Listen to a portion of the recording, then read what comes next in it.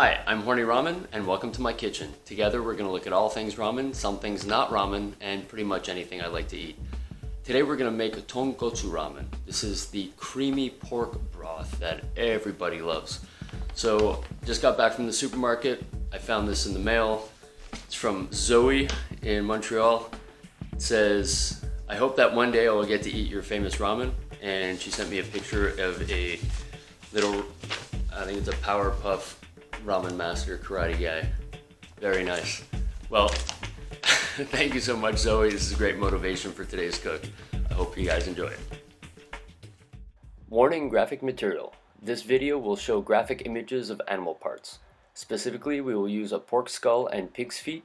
The skull will be cracked on screen to show how it is used in the preparation of ramen broth. Not suitable for children and may offend some viewers. Making tonkotsu ramen is a very involved process. There's 4 main ingredients in ramen. Okay, it's the broth, the noodles, the flavored tare, and the oil.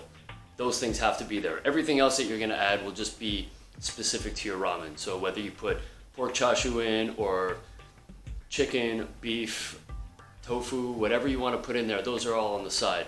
But the main thing to talk about are those 4 first ingredients. So as I make this ramen with you guys today, we're going to chop it up into different episodes where we're going to focus more on individual items, making a flavored oil, or making a shoyu tare, or a shio tare, or making a miso ramen. So all that stuff's going to wrap into it later, but today we're going to focus on the broth. Let's do it. To make tonkotsu ramen, you need 3 main pig bone ingredients. It's leg bone, the femurs, backbone, and a skull. So depending on how many people you're going to cook for, depending on the size of your pot, you have certain ratios that you need to respect. I can only fit 1 skull in my pot, so I usually make 10 to 12 servings. So I'll show you all the pieces. With a little bit of a disclaimer here, we are going to be using pork skull, so if you're squeamish, have somebody else watch the recipe for you. Pork bones are inherently smelly, so one of the first things we do is we're going to pre-boil all the bones just to help release all the blood and stuff so that the end result is a less stinky ramen broth. If you've ever had a very, very strong ramen, like I've had in Fukuoka, I think they did not boil off the bones, and it gave a really, really powerful flavor, which is probably what they're going for. But in my case, in North America, we don't want to overpower anybody. So we're going to start off by boiling the bones. Each type of bone has a different boil time. For the head, it's a whole hour.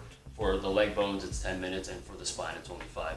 So we're going to keep an eye on that. We'll set timers, and we can take stuff out, because after it comes out, we're going to want to scrub it in the sink to get off any little bits of stuff that comes out of the bone. Specifically, we're trying to get rid of the blood. So I'm using filtered water for that. I'm pointing at this thing. I'm using filtered water for this cook. So I had to start yesterday because my filter is a little bit slow, so I needed to put aside about 13 liters of water for this process.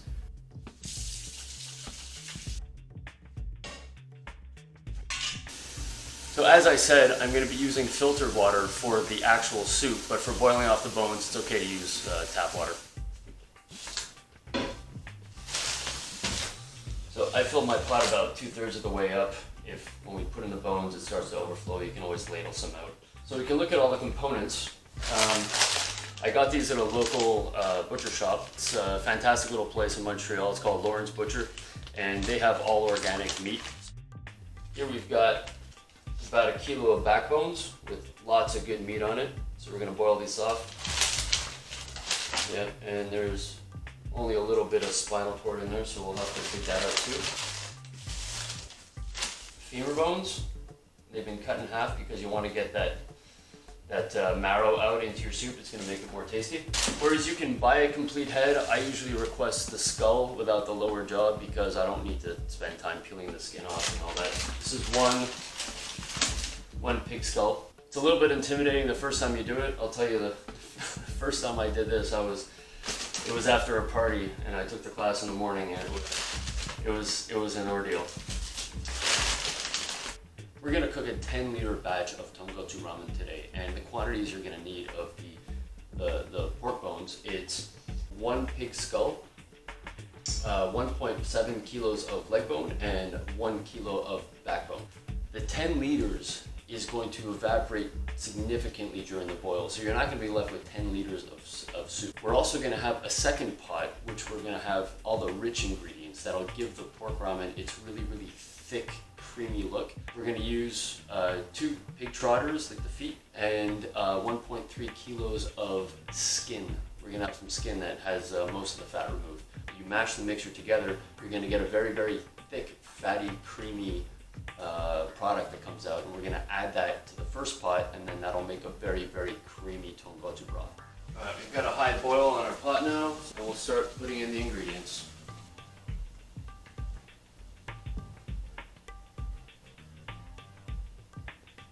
Now we're going to start a clock for the backbone.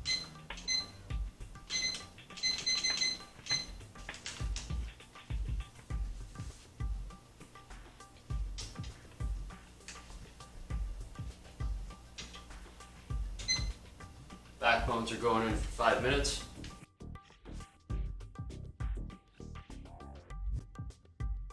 And that's a timer for the spines. So we'll take the pot over to the sink instead of tonging the ingredients across the kitchen. That would be inadvisable. So we've got a strainer here, and we will take out the spines, put them in the sink to be washed. Now we're going to put the pot back on the stove and add the femur bones.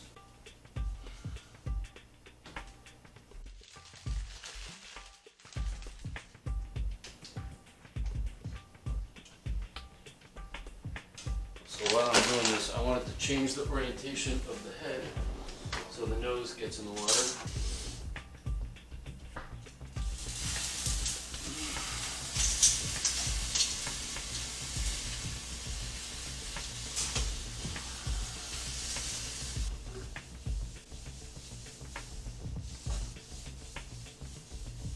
Okay, so we've got our backbones. We're going to cool it down with some water. And you see there's a line over here. This is spinal cord. We're going to remove that from the cook as well. So use a blunt knife or a little spoon or some chopsticks. Use the back of a little spoon. So you get in there and really scrub out anything spinal cordy. This one's actually looking really good. Sometimes you have a really big piece. Not so much to take care of on that.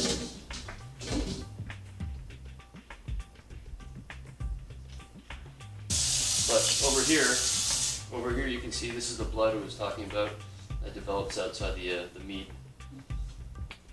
We'll clear that stuff away because we don't need that flavor in our soup. Basically any of the dark spots are the blood that you want to remove. So we got the last 20 seconds on that boil, so we're going to get ready to take this pot over to the sink and clean the head.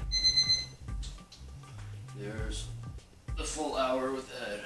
So if you're squeamish, you might want to roll ahead the video because this is going to be a little bit intense, but if you want to see how it happens, you can see it here. Make sure you have a really good grip on that before you take it out of the pot. Oh, oh, that smells like a ramen shop.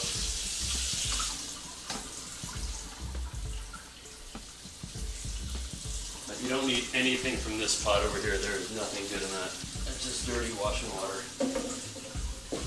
Do not pour that directly into your sink if you don't have a drain strainer. Otherwise, you'll clog up your system for days. So yeah, make sure that all that stuff goes through. If you don't have a drain strainer, then put a sieve or a colander or something in your sink so that you don't end up screwing up your plumbing. And we're going to need this pot tomorrow for the final product. So I'm going to clean it out after I wash the head. You go with cold water, and you're trying to not dislodge any parts of meat because that's where the flavor is. You're just looking for the parts of blood. Want to clean the palate, if there's anything in there, if there's anything in the teeth. This pig ate very well in its previous life. It doesn't have very many teeth left. This is not my favorite part about making ramen, but it is an homage to eating meat, where you're reminded that it doesn't just grow on white styrofoam containers in the supermarket. There's an animal behind it. Now I'm going to turn off the cameras, or I'm going to cut this part out, but I'm going to take the eyes out because I don't need to have eyes in my broth.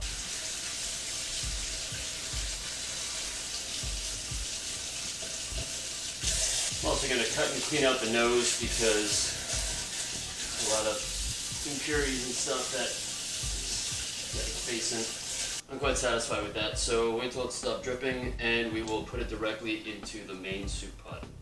This looks pretty good. So the process of boiling the broth is you're flavoring the water by evaporating it around the bones. So as the water goes down, the density of the soup flavor increases. So we have a special tool that's called the refractometer that we can use to measure what that density is, and we're aiming for specific numbers. So we're gonna boil this until we get a Brix reading of 7. Later on, when we add the creamier ingredients, the feet and the skin, we're hoping to boil it down further to get it up to Brix 9. And that'll be as far as we want to take it. Any more than that, it'll just be very, very thick. I'll have to look up Tsukemen recipes and figure that out for you, but I have a feeling there's something to do with that in a higher Brix level. Now that we've got all the ingredients in the main soup pot, we're going to keep boiling it. I've got it about 8 out of 10. We don't want it to be too violently boiling. There's going to be some fat scum that appears on the surface. We're going to keep digging it out, and we'll keep an eye on it as the cook continues.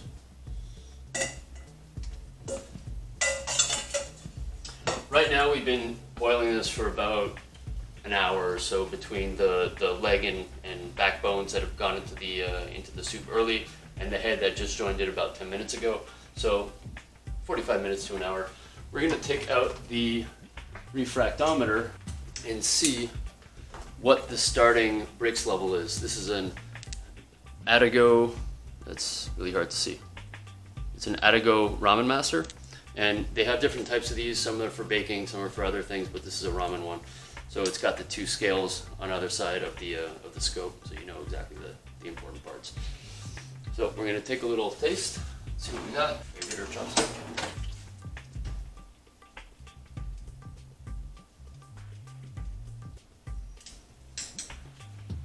So you can see as we're starting up,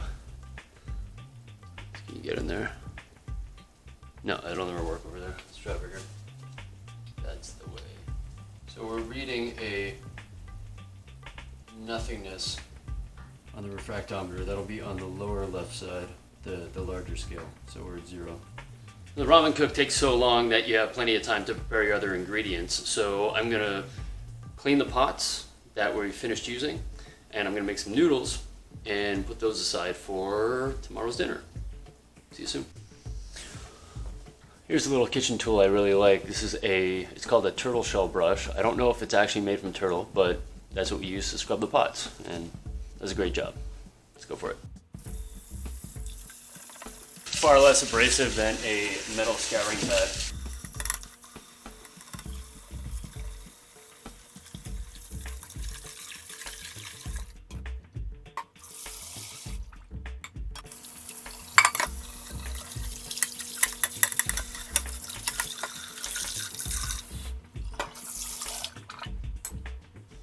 That was once with soap, once with water, and we're going to do a second one with water because nobody wants soap in the ramen.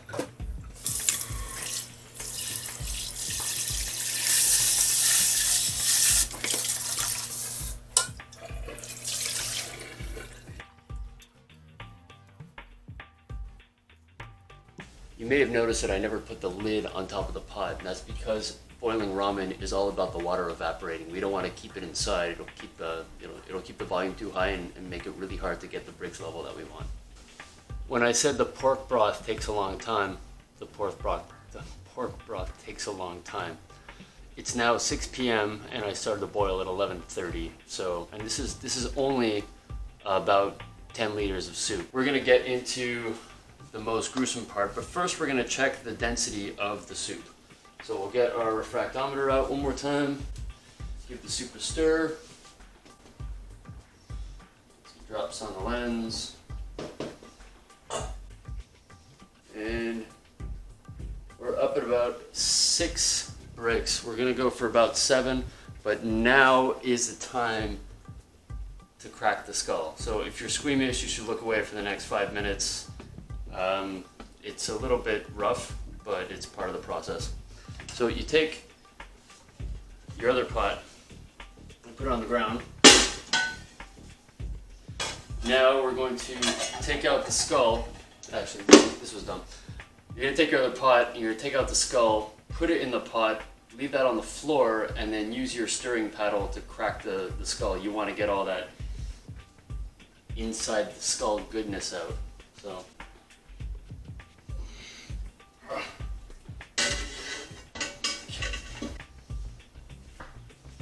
And we'll take our stirring paddle, and I'll give you a little bit of this if you want to see it. And this is how it goes. The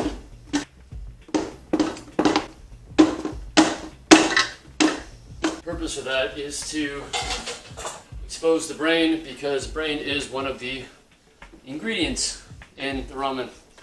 There you go. That's what it looks like, and it'll go back in the pot.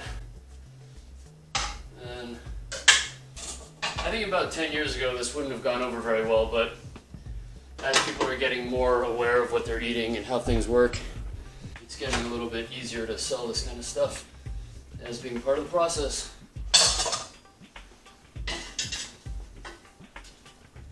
And the next thing we're going to do is take out the leg bones and shake the, I always say moelle in French, and shake the marrow out of the exposed cut ends, and that's where flavor country lives. We're going to do that. And that's already fallen out of the bone. Yeah, that's a good sign. So we can also discard those bones at this point. There's no reason to keep them. To get the bone marrow out, this is the technique.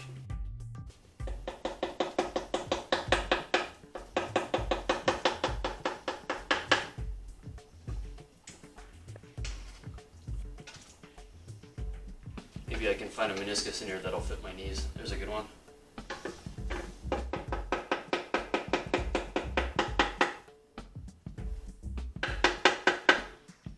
That's good. 3.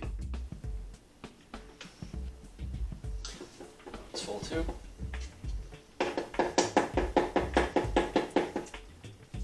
Perfect. In order to see how wonderfully milky this broth already is before we even put the skin or feet in. The majority of this cooked, my stove has been set to between 4 and 5 out of 10. We've gotten all of our leg bones clean. Got all the bone marrow out of them. Also, we removed some of the other skull pieces because there's nothing really left on them anymore. So we're gonna let the soup boil. We're gonna watch it evaporate. And then when we hit break 7, we're gonna turn it off and wait for tomorrow when we do the creamy pot. It's been about 7 hours since we started making this, and we've kept it low and slow. I'm gonna do another bricks test on the refractometer to see what level we're at, and maybe we'll call it quits for the day. So we're up around 6.5, 7. I'll show you over here. So we learned that the iPhone selfie camera and the refractometer work really well if you just stick them together. So here we go. On your left side with the taller scale, you can see we're up in the 6.5, 7 range, and we're gonna call it good. We'll turn off the stove, put a lid on it for the night. We'll come back tomorrow and we'll finish with the creamy component. See you then.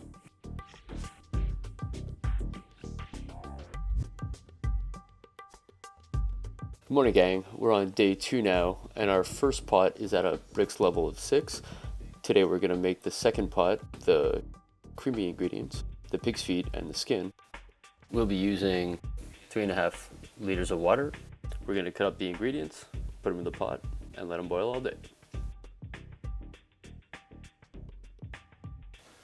So our 2 ingredients today are pig's feet and pig skin. Let's see, yeah, they already removed most of the fat for us. And they've already split our feet, but it's important. Now, we need to split the talons a little bit more.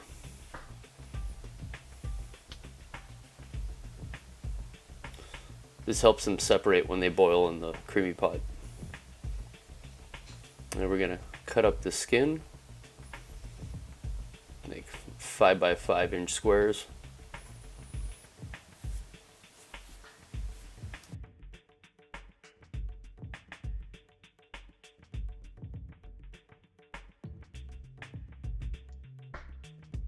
We start the water boiling. That's 3.3 liters of filtered water. Now, not all the pig skin had the same amount of fat removed, so on some of the fattier parts, we're going to spend a little extra time.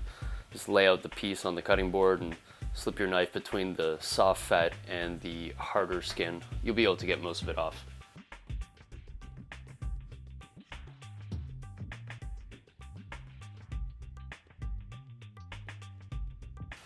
And again, we'll put a strainer in the sink and wash off all the skin and the feet, because after all, they're feet. To help the feet decompose faster, we're gonna split the skin on the top and bottom all the way through. Now we'll bring the pot over to our workstation and fill it up.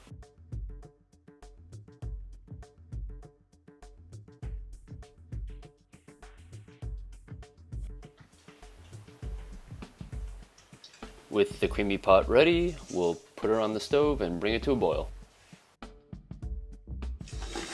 We're at a point now that the main soup pot is just about there, so we're going to crush up the bones as much as we can with the paddle. And that'll release anything left in there. And then we'll pick out the bones with tongs and strain out whatever's left. That remaining liquid is going to be the main base for our soup broth. Remember not to leave the wooden spoon in the soup, because like my friend Emily says, you're not making wood soup, you're making pork soup.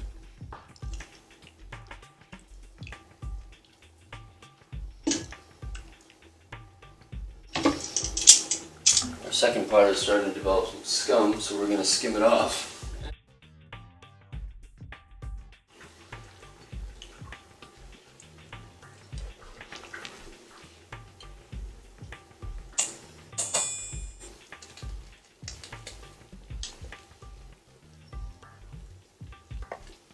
Alright, so I just rechecked the density of the soup, and we gone up to 11, so we surpassed our original target of 7, so that means that our soup is too thick.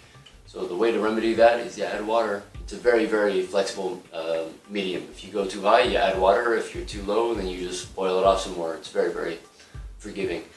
So now where we're at bricks of 6.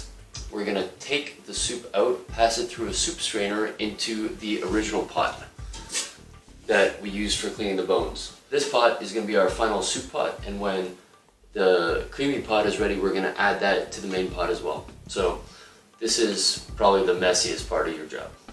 Here we go. Soup strainer.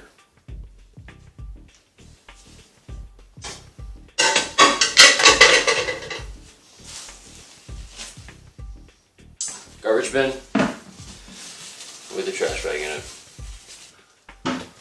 We're going to double bag this one. First part's the easy part. We're going to ladle out as much of the soup that we can get without the bones, and then we're going to take the bones, pass them through the strainer, and then take out as much of the soul of the soup, if you will, as possible. So I'm going to move this off the burner for now. So you can see. Little trick I like to do is I turn the handles of the pots so that the pots can get as close as possible to each other, and bring the strainer as close as possible to the first pot and begin.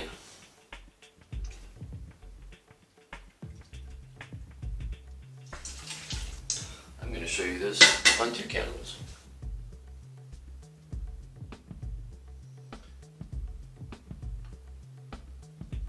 That's good for you and bad for you, but, well, you'll get it. Scoop.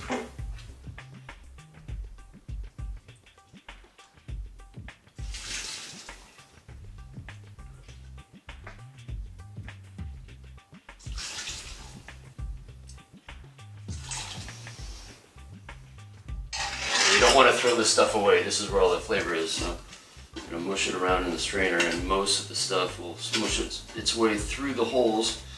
We're catching any bits of bone or anything that we shouldn't be eating, but do this till it's dry.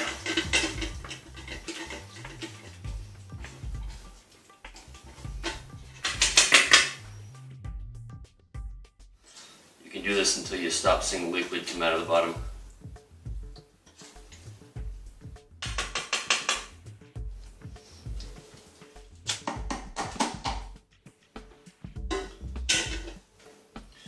And we'll do it again.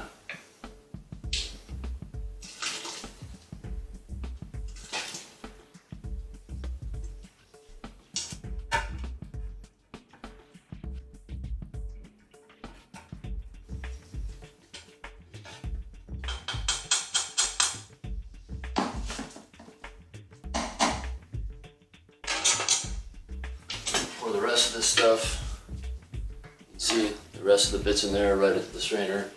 We'll call it done.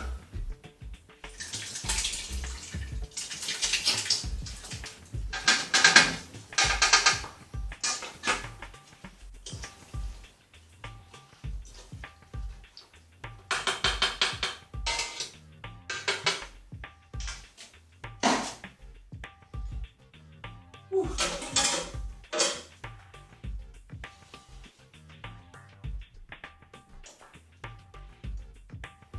Okay, so that's done. Put this back on the burner. Let this continue doing its thing. The color of this soup, is pretty amazing right now. But we're still going to take off some of the surface oil and save some of this for the shiotare. We're going to do a salt flavor component today. And then the rest of it, we'll get the rest of the ingredients from the creamy pot. We're now reaching the final phase of the cook, so we're going to do one more bricks test on each one of these pots. So for the creamy pot,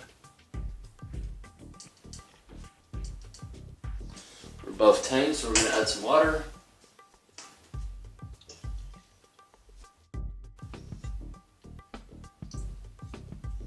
Now we're at 8.5. We'll call that good. And for the soup itself, we're at 9. The water to keep down a little bit.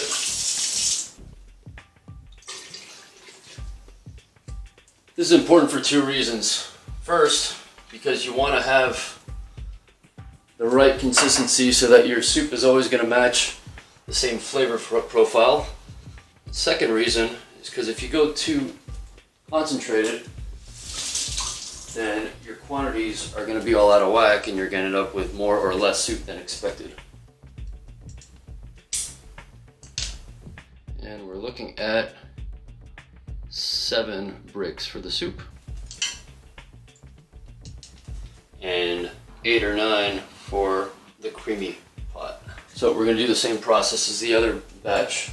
We'll pick out the bones.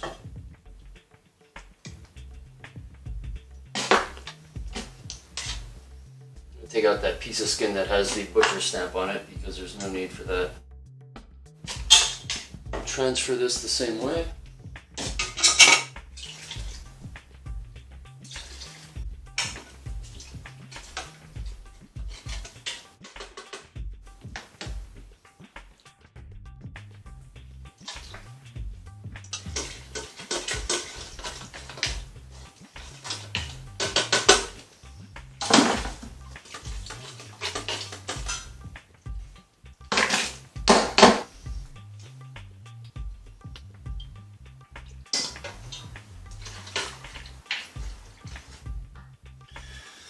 And there's your broth. So now we're at the point where we need to throw out the garbage and clean the entire kitchen because that is as messy as it's gonna get. See you for bowling.